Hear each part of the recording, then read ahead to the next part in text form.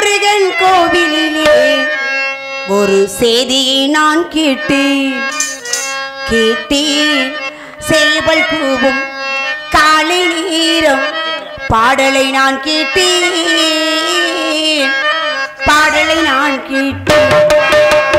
செந்தூர் முருகன் கோவிலே ஒரு செய்தியை நான் கேட்டேன் சேவல் கூவும் காலை நேரம் பாடலை நான்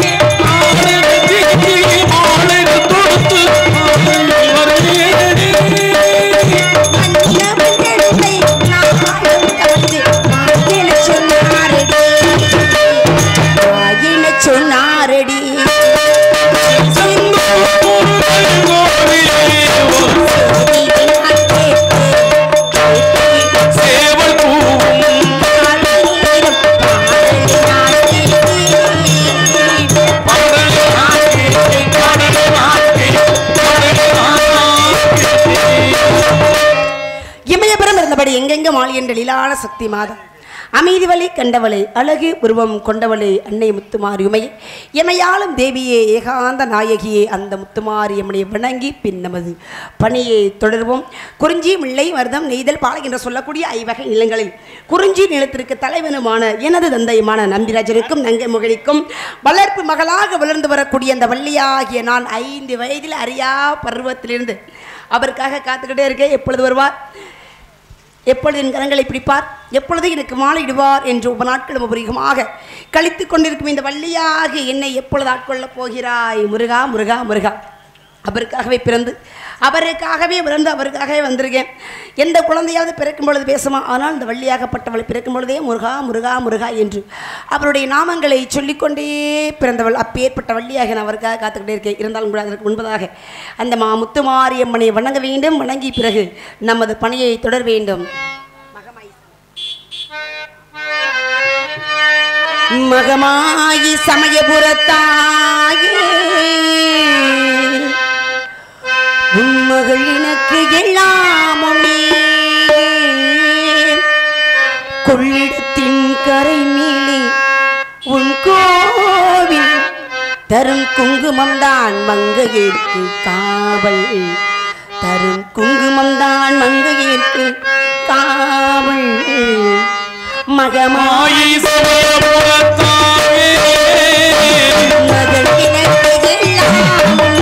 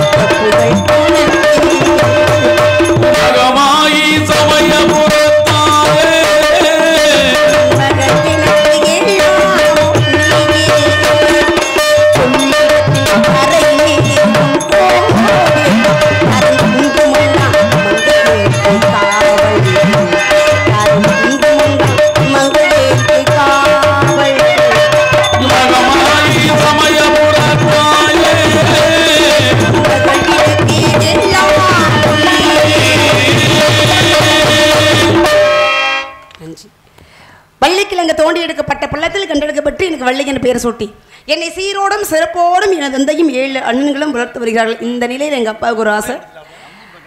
என்ன ஆசை அப்படின்னா, எல்லாருக்கும் இந்த உலகத்தில் எல்லாருக்கும் இருக்கக்கூடிய ஒரு இயல்பான ஆசை தான். வரிசையை ஆம்பளை பிள்ளையாவே பிறந்துருச்சா எங்கள் அப்பாவுக்கு. அவருக்கு ஒரு ஏக்கம், நம்மளுக்கு ஒரு பெண் குழந்தை இருந்தால் நல்லா இருக்குமே அப்படின்னு ஒரு ஆசை. உலகத்தில் இருக்க எல்லாத்துக்கும் வரக்கூடிய ஒரு ஆசை. ஒரு குடும்பத்தில் வரிசையாக பொம்பளை பிள்ளை பிறந்துக்கிட்டே இருக்கும், பொம்பளை பிள்ளையாவே. அவங்களுக்கு ஆசை இருக்குது, ஆம்பளை பிள்ளை இருந்தால் நல்லா இருக்குமே அப்படின்னு. அதே போல் வரிசையை ஆம்பளை பிள்ளையாவே பிறக்கும். அவங்களுக்கு ஒரு ஆசை இருக்குது, பெண் குழந்தை இருந்தால் நல்லா இருக்குமே அப்படின்னு ஆசை. இந்த உலகத்தில் திருப்திப்படுத்த முடியாத மனசு யார் அப்படின்னா மனிதர்களாக இருக்கக்கூடிய நம்மளை மட்டும்தான். எதை கொடுத்தாலும் திருப்திப்படுத்தவே முடியாது. என்ன கொடுத்தாலும் போதும்னு ஏதாவது சொல்லுவோமா? சொல்ல மாட்டோம். எதை கொடுத்தாலும் இன்னும் வேணும் வேணும் வேணும்னு தான் சொல்லுவோம். மரம் செடி கொடிகளுக்கு ஓரறிவு, புழு பூச்சிகளுக்கு ஈரறிவு, நீரில் வாழக்கூடிய இனங்களுக்கு 3 அறிவு, பறவை இனங்களுக்கு 4 அறிவு, விலங்கினத்திற்கு 5 அறிவு, நம் போன்ற மனிதர்களுக்கு 6 அறிவு. இந்த 6வது அறிவு பகுத்தறிவு. இந்த பகுத்தறிவு ஒரு மனிதனுக்கு ஏன் கொடுக்கப்பட்டுள்ளது அப்படின்னாக்கா, இதை செய்யணும் இதை செய்யக்கூடாது, எங்கே போகணும் எங்கே போகக்கூடாது அப்படின்னு ஒரு வாழ்க்கைக்கு வழிவகுத்து தரக்கூடியது இந்த 6வது அறிவான பகுத்தறிவு. ஆனால் நம்ம எல்லாத்தையும் விட நம்ம மனிதர்களுக்கு தான் ஒரு அறிவு கூட. ஆனால் அந்த ஒரு அறிவு கூட, இந்த அறிவை வைத்து இந்த மனிதர்கள் நம்ம கொடுக்கக்கூடிய அறிவை சரியாக பயன்படுத்துகிறோமா? கிடையாது. 4 அறிவு கொண்டது பறவை இனங்கள்னு சொன்னேன். காகம் இருக்கு பார்த்தீங்களா? காகத்துக்கு சாதம் வச்சா 10 காகத்தை கூட்டிட்டு வந்து சேர்ந்து வந்து சாப்பிடும். அதே போல ஒரு காகம் இறந்துட்டா காக கூட்டமே அந்த இடத்துல வந்து அப்படியே கூடி நிற்குமா. அப்போ ஒற்றுமையாக வாழக்கூடிய தன்மை யாருக்கு உண்டு அப்படின்னா 4 அறிவு கொண்ட பறவை இனங்களுக்கு உண்டு. நம்மளுக்கு உணர்த்தது 4 அறிவு கொண்ட பறவை இனங்கள் மனிதர்களுக்கு உணர்த்தது இப்படித்தான் வாழ வேண்டும் ஒற்றுமையோடு அப்படின்னு. 5 அறிவு கொண்டது விலங்குன்னு சொன்னேன். பன்றி எத்தனை குட்டியை போடும்? பன்றி பல குட்டி போடும். பன்றி பல குட்டி போடும். 11 குட்டி போடும் பன்றி.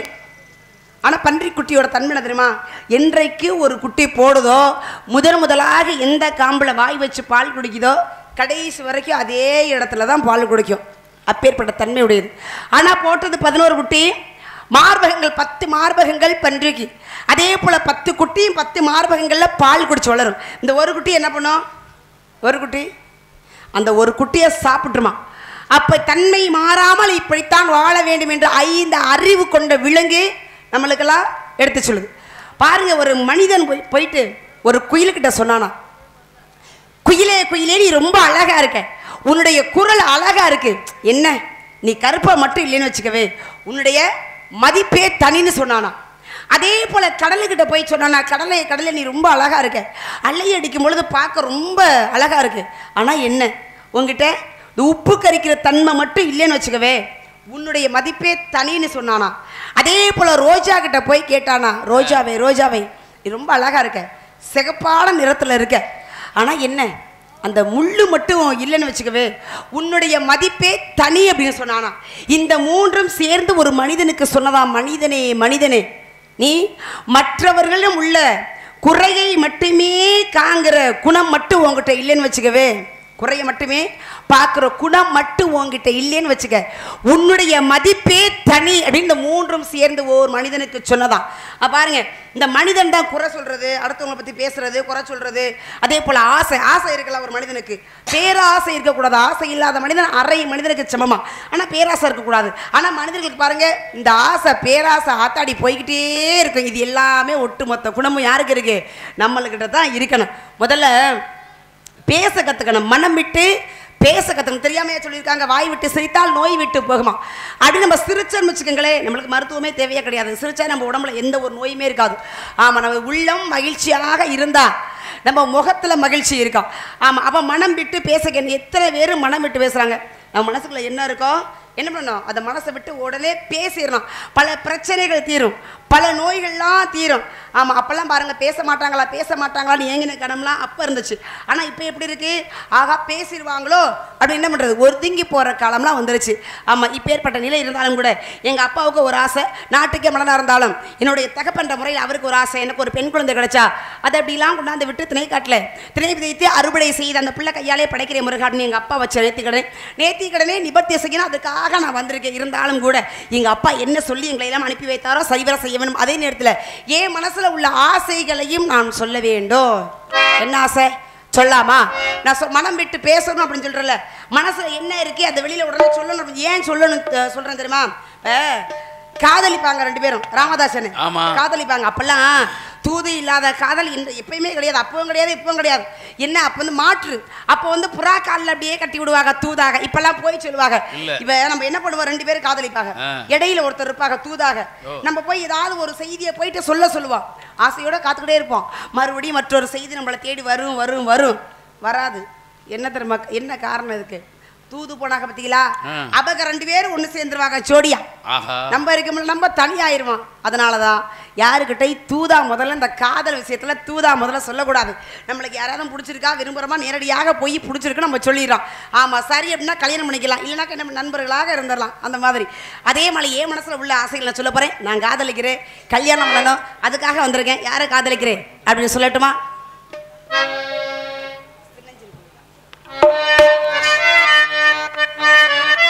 சின்னஞ்சிறு பூவே உன்னை தொடும் போதே மலை மின்னல் நெஞ்சுக்குள்ளே குளிர் மேகம் கண்ணுக்குள்ளே சிந்துதே தேனும் சொல்லுக்குள்ளே இந்த மனவேலையின் சுகம் பாகம் உனைத்தானே தினமாடது. சின்னஞ்சிறு பூவே உன்னை தொடும் போது மலை மின்னல்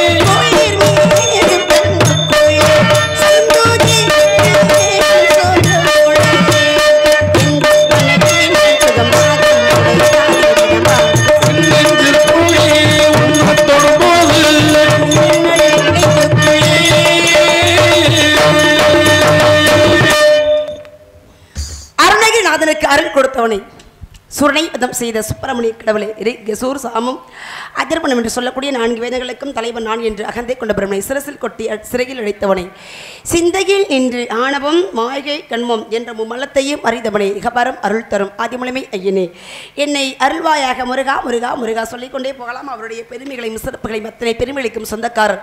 இந்த உலகத்தில் எத்தனையோ மொழிகள் உண்டு. எத்தனை மொழிகள் இருந்தாலும் கூட அத்தனை மொழிகளுக்கும் இல்லாத ஒரு தனி சிறப்பு நமது தமிழ் மொழிக்கு மட்டுமே உண்டு. உலகத்தில் தோன்றிய முதன் மொழி, மூத்த மொழி தமிழ் மொழி. அதிக எழுத்துக்களை கொண்டது நமது தமிழ் மொழி. 247 எழுத்துக்களை கொண்டது. அதிகமாக தமிழர்கள் வணங்கக்கூடிய தெய்வம் எது அப்படின்னு பார்த்தீங்கன்னா முருகன் தான். அதனால தான் முருகனை தமிழ் கடவுள் அப்படின்னு நம்ம எல்லாருமே வணங்கிக்கிட்டு இருக்கோம். இருந்தாலும் கூட பாரதியாருக்கு 14 மொழிகள் தெரியும். 14 மொழிகள் தெரிந்த பாரதியார் சொல்கிறார், யாம் அறிந்த மொழிகளிலே தமிழ் மொழி போல் ஒரு இனிமையான மொழி நான் கேட்டதே இல்லை அப்படின்னு சொல்கிறார். அப்பேற்பட்ட ஒரு சிறப்பான ஒரு மொழி, பெருமையான ஒரு மொழி. அத்தனை சிறப்புகளுக்கும் சொந்தக்காரர் முருகன். உயிரெழுத்து 12, மெய்யெழுத்து 18, ஆயுத எழுத்து 1. முருகனுடைய கரங்கள் 12, கண்கள் 18 வைத்துக்கூடிய ஆயுதமாகப்பட்டது 1. அப்பேற்பட்ட தமிழ் எழுத்துக்களுக்கும் முருகனுக்கும் சம்பந்தம் உண்டு. இந்த உலகத்தில் முதலாக கச்சியப்ப சிவாச்சாரியார் கனவில் தோன்றி சொல்கிறார், முருகன் இந்த கந்தபுராணத்தை எழுத வேண்டும் என்று. அப்ப எழுத வேண்டும் என்று சொன்னது மட்டுமல்லாமல் முதல் அடியை எடுத்து கொடுத்தார் முருகன். திகட சக்கர செமுக மைந்தலான், சகட சக்கர தாமரை நாயகன், அகட சக்கர விண்மணி யாவரை, விகட சக்கர மெய்வதம் போற்றுவோம் என்றெல்லாம் சொல்லக்கூடியது கந்தபுராணத்தின் முதல் காப்பு. அப்பேற்பட்ட முதல் காப்புக்கு முதல் அடியை எடுத்து கொடுத்து பெருமை சேர்த்தவர். அதனால தான் பாருங்க, கச்சியப்ப சிவாச்சாரியார் சொல்கிறார், முருகா தமிழுக்கு முதல் அடி எடுத்து கொடுத்த முருகா நீயே தமிழ் கடவுள், தமிழ் கடவுள் அப்படின்னு பட்டத்தை கொடுத்தது யார் அப்படின்னா கச்சியப்ப சிவாச்சாரியார். அவருக்கு மட்டும் கிடையாது, எத்தனையோ பிள்ளைகளுக்கு சிறப்புகளை சேர்த்திருக்கிறார் முருகன். அருணகிரிநாதர். இப்போ அருணகிரிநாதர் என்ன பண்ணுறாரு, இந்த பிரம்மனாகப்பட்டவன் தலையெழுத்தை ஒரு தடவை எழுதுனா மறுபடியும் அழிச்சு எழுதவே முடியாது. அப்பேற்பட்ட தலையெழுத்தை கூட மாற்றக்கூடிய வல்லமை யாருக்கு உண்டு அப்படின்னா முருகனுக்கு தான் உண்டு.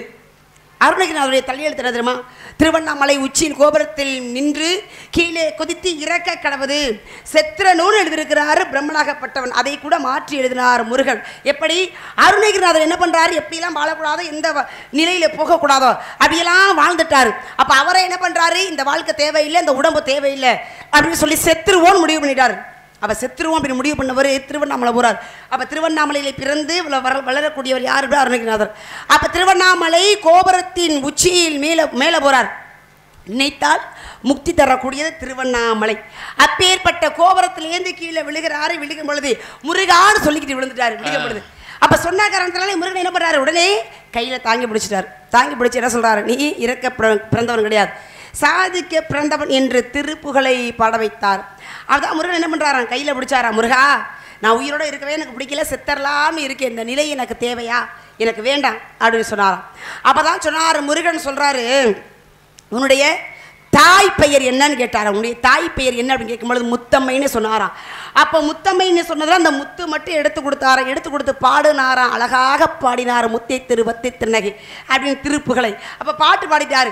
இவருக்கு அருணகிரிநாதன் பெயர் வச்சது யாரது தெரியுமா? முருகன் தான் வைக்கிறார். அருணகிரிநாதன் அப்படின்னு முருகன் தான் பெயர் வைக்கிறார். அதே போல பாட்டு பாட சொல்றாரு, பாடிட்டாரு. அந்த பாட்டுக்கு திருப்புகள் அப்படின்னு பெயர் வச்சது யார் அப்படின்னா பிள்ளையார் வைக்கிறார். அதனால தான் பிள்ளையார் சொல்லி போட்டு செயல துகம் தொடங்கு அப்படின்னு எந்த ஒரு காரியங்கள் செய்தாலும் பிள்ளையாரை வணங்கணுமா. பிள்ளையார் வணங்காம எந்த ஒரு காரியங்கள் செய்தாலும் என்ன பண்றது, நல்லா இருக்காது. எல்லா கோவிலுக்கும் போற பார்த்தீங்களா, எல்லா கோவிலுக்கும் மாரியம்மன் கோவிலுக்கு போனால் மாரியம்மன், இப்போ எந்த தெய்வத்தை பார்க்கணுமோ அந்த தெய்வத்தை போய் பார்க்கலாம். ஆனால் அந்த பிள்ளையாரை மட்டும் எல்லா கோவிலுமே முன்னாடி இருப்பார். அந்த பிள்ளையாரை வணங்கிட்டு அதுக்கு பிறகு என்ன பண்ணணும், கருவறையில் இருக்கக்கூடிய தெய்வத்தையே நம்ம போய் வணங்குவோம். அப்போ முதன் முழு கடவுள் தமிழ் கடவுள் முருகப்பெருமான் அப்படின்னா முதன் முழு கடவுள் யார் அப்படின்னா பிள்ளையார். பெரிய தெய்வம், முதன் முழு கடவுள். ஆனால் பாருங்க, எளிமையாக வணங்கக்கூடிய தெய்வமும் அவர் தான். எல்லா தெய்வங்களுக்கும் முறை இருக்குது, இப்படித்தான் நம்ம என்ன பண்ணணும், வணங்கணும் அப்படின்னு. அவருக்கு எப்படி எதை வேணும், எப்படி வேணாலும் வணங்கலாம். எளிமையான தெய்வம் இல்லையா? வீட்டில் இருந்தபடியே ஒரு மஞ்சளை பிடிச்சி வைங்க பிள்ளையார் வருவார், ஒரு சாணத்தை பிடிச்சி வைங்க பிள்ளையார் வருவார். இப்படியெல்லாம் எளிமையாக முறையில் வந்து நம்மளை என்ன பண்ணுவார், அருள் கொடுப்பார். அப்பேற்பட்ட தெய்வம். இருந்தாலும் கூட நான் எதுக்கு வந்திருக்கேன்னா, காதலிக்கிறேன் கல்யாணம் பண்ணணும் அப்படின்னு வந்திருக்கேன். யாரை கல்யாணம் பண்ணணும் அப்படின்னாக்கா முருகனை தான் காதலிக்கிறேன், முருகனை தான் கல்யாணம் பண்ணணும். சரிங்களா அண்ணே? அப்ப அவரை கல்யாணம் பண்ணணும் அப்படின்னா என்ன பண்ணணும், காதலை முதல்ல சொல்லணும். காதலை சொன்னாதான் கல்யாணம் வெகு விரைவாக நடைபெறும். அதற்காக என் காதலாகப்பட்டதை எப்படிலாம் சொல்ல வேண்டும் தெரியுமா?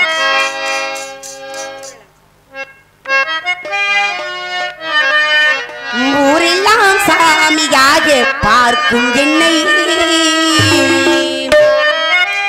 ஒரு பெண்தான் என்று நீயும் என்னலாமே. வண்ணக்கிளியே சொல்லு கிளியே, ஓ வண்ணக்கிளியே சொல்லு கிளி.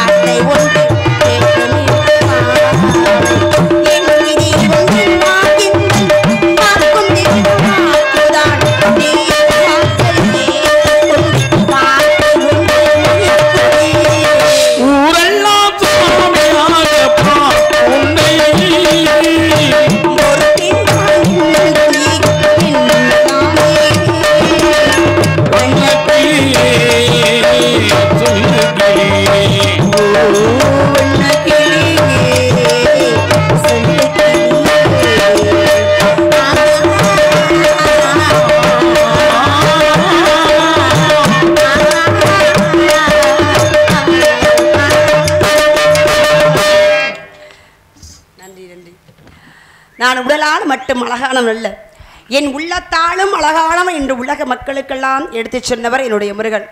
அழகு என்றாவே முருகன் என்று பெயர். 1000 மன்மதன் அழகு, 1000 மன்மதன்களுக்கு சமம் ஒரு முருகன். அப்பேற்பட்ட ஒரு அழகன். ராமனுக்கும் ராவணேஸ்வரனுக்கும் போர் நடந்துச்சு.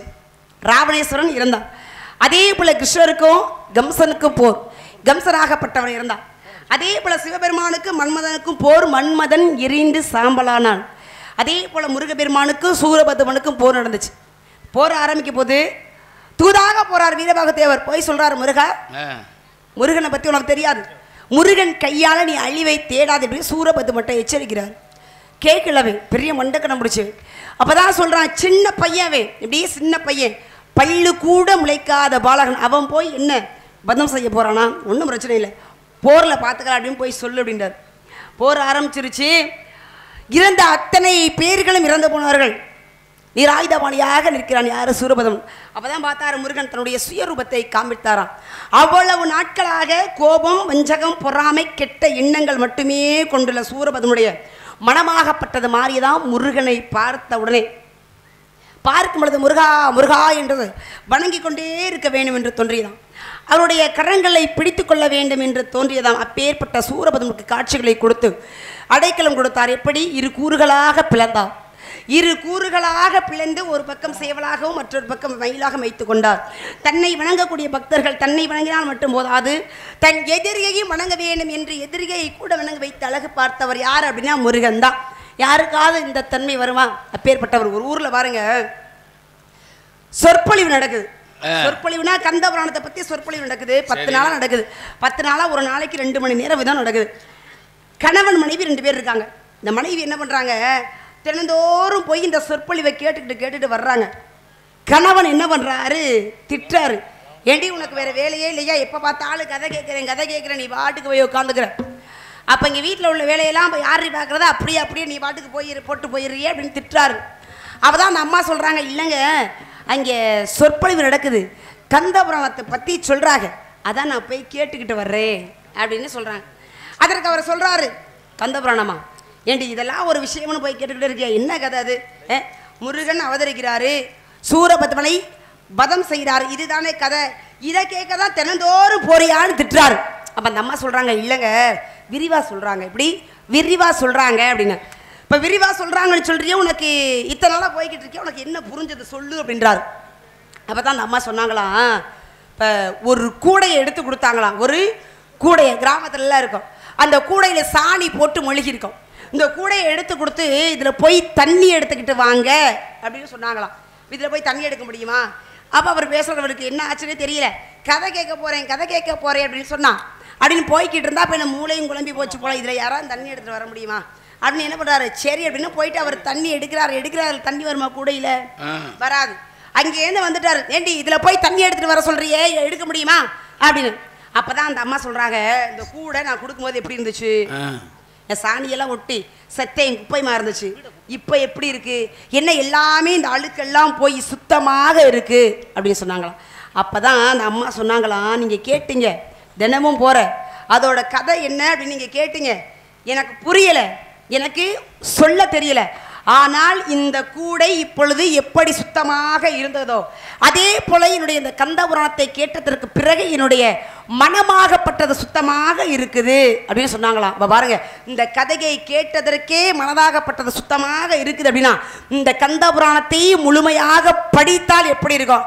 நீங்கள் படிங்களே. இப்போ இந்த வள்ளி திருமணம் பார்க்குற எல்லாருக்குமே சொல்கிறேன், முழுமையாக நாடகத்தை பார்த்தா செவ்வாதோஷம் பிடிச்சிருக்க பெண்களுக்கு எல்லாமே செவ்வாதோஷம் நீக்கிறோம். அதே போல் கல்யாணம் ஆகாதவங்களுக்கு கல்யாணம் ஆகுமா, இது உண்மை. காரணம் என்னன்னு பார்த்தீங்களா, நாடகமே வள்ளி திருமணம்.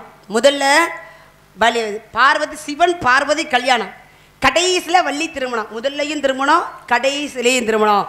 அப்போ இந்த கந்தபுராணத்தை முழுமையாக படித்தவர்களுக்கு திருமணமே ஆகாதவர்களுக்கு திருமணம் ஆகும். அதே போல் பாருங்கள், பேசாத குழந்தைகளாக இருப்பாங்க. அப்படி பேசாத குழந்தைகள், திக்குவாய் உள்ள குழந்தைகளுக்கெல்லாம் இந்த திருப்புகளை சொல்லி கொடுத்தால் பேசாத குழந்தையும் பேசலாம். அப்பேற்பட்ட தன்மை இந்த திருப்புகளுக்கு உண்டு. அப்பேற்பட்ட முருகனுக்காக நான் காத்துக்கிட்டு இருக்கேன். என் காதலை சொல்ல வேணும். இப்பேற்பட்ட காதல் தெரியுமா?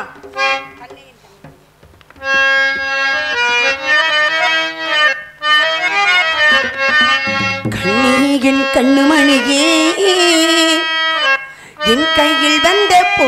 தோட்டமே பொன்னியின் பொன்னுமணியே தினம் பொங்கி வரும் நீரோட்டம் கேட்கத்தானே நம் பாடி நீ இல்லாத நீரோ நான் தேடலே பாடி பாடி மாலே ராசாயே ராசா கண்ணே உன்னை நம்பி வந்த ரோசா உன்னோட உன்னாடியே நீனம் உன்னை என்று சின்னப்பிள்ளே